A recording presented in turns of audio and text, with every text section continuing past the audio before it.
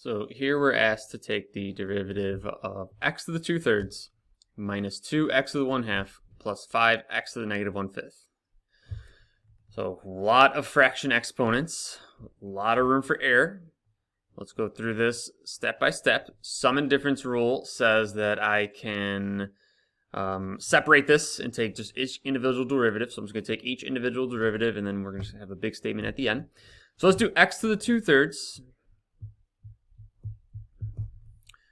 This is going to be 2/3 times 1, which is 2/3. And then we're going to have 2/3 minus 1. So I'll do this off to the side here. So 2/3 minus 1 over 3, and then that becomes a 3. So it's 3 over 3. So 2/3 minus 3 over 3. 2 minus 3 is a negative 1 over 3.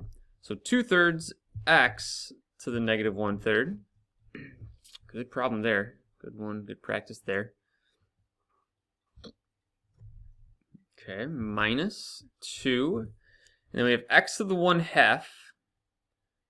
So I shouldn't have actually wrote 2 there because we got to multiply. So then I have 1/2 times 2. 1/2 times 2 is 1. 2 times 1 is 2. Divided by 2 is 1. So minus 1 x. And then we're going to have 1/2 minus 1.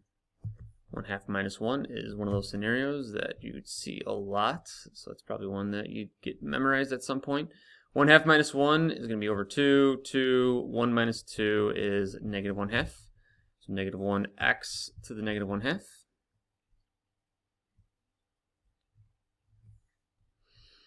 And then last, we have, let me change colors since I got a lot of green here. We have negative 1/5 times 5. So negative 1/5 times 5 is going to be negative 1. 5 times 1 is 5, divided by 5 is 1. It's negative, so it's negative 1. X 1/5 minus 1. Negative 1/5. Excuse me, I said 1/5. Negative 1/5 minus 1. Got to be very careful there. So negative 1/5 minus 1. This is going to be over 5. This is going to be 5. Negative 1 minus 5 is a negative 6 over 5. Negative 6 over 5 there. Definitely an exponent that we want to practice more.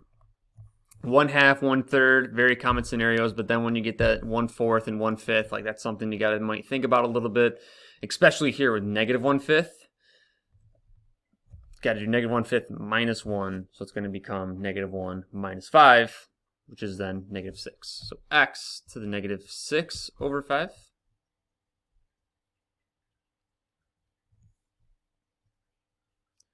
So pretty scary. We have a lot of negatives running around here. On the first one, because we want to rewrite this all with positive exponents. So I'm going to have 2 over 3.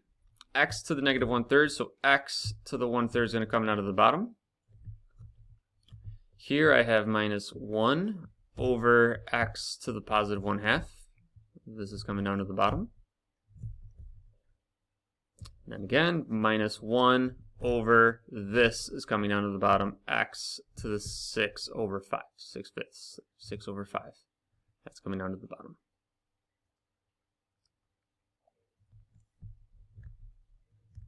And if you want, you could rewrite this without the fraction exponents here. So 2 over 3.